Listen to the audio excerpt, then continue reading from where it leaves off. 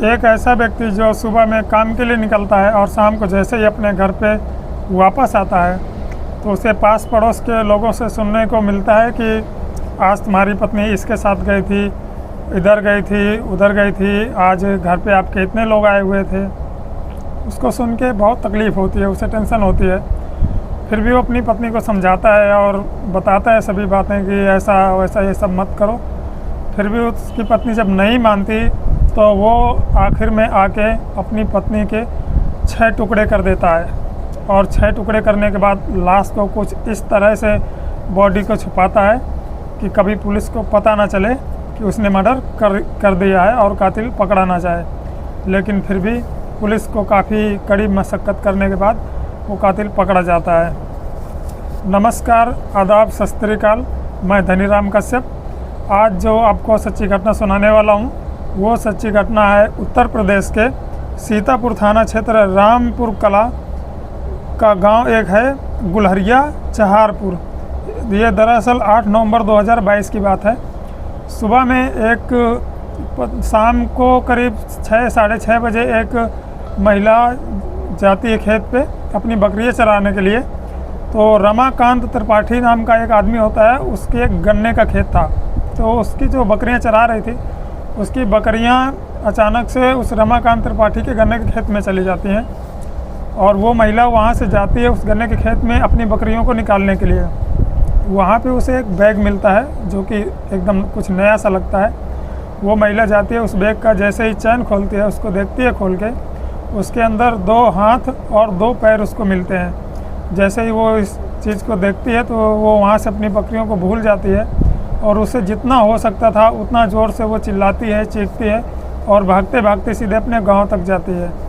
अपने गांव में जाने के बाद जैसे ही ये घटना के बारे में बताती है कि वहाँ पे उसे हाथ और पैर मिले हैं, पूरे गांव के लोग दौड़ दौड़ के सब उसी गन्ने के खेत में आ जाते हैं। पुलिस को संपर्क करते हैं, पुलिस आती है, एसपी, डीएसपी, डॉग स्क्वाड जो भी होते हैं सब वहाँ पे मौजूद हो जाते हैं। अब रात भर पूरी रात उसकी तलाश जारी रहती है उस बॉडी की। तो उन लोगों को 2 हाथ और 2 पैर मिल जाते हैं, जो भी बीच का धड़ होता है वो भी उनको मिल जाता है, लेकिन उस सर नहीं मिल रहा था उस महिला का जिसका मर्डर हुआ था। तो पूरी रात परेशान होने के बाद सर नहीं मिलता है।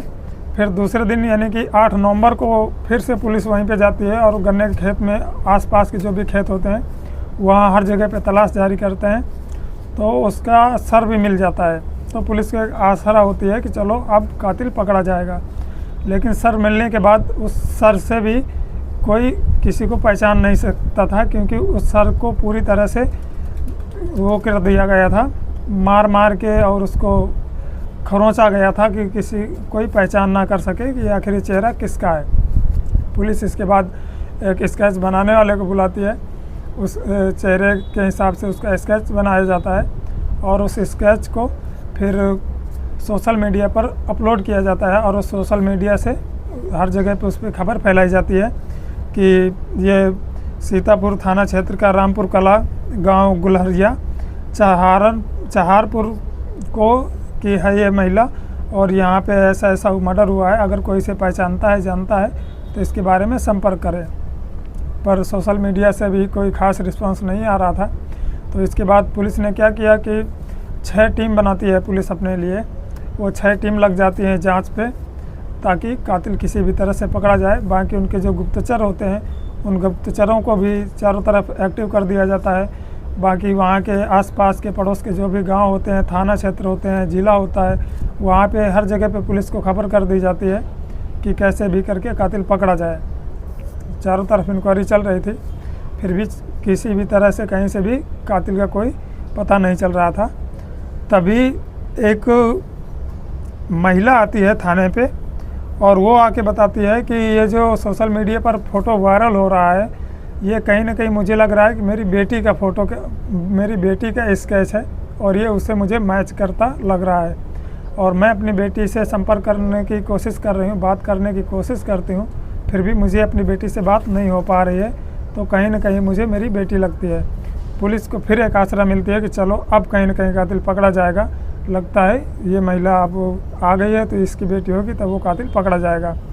तो वो महिला जो बताती है कि जो रामपुर कला का एक गांव होता है, डेरा होता है लोना।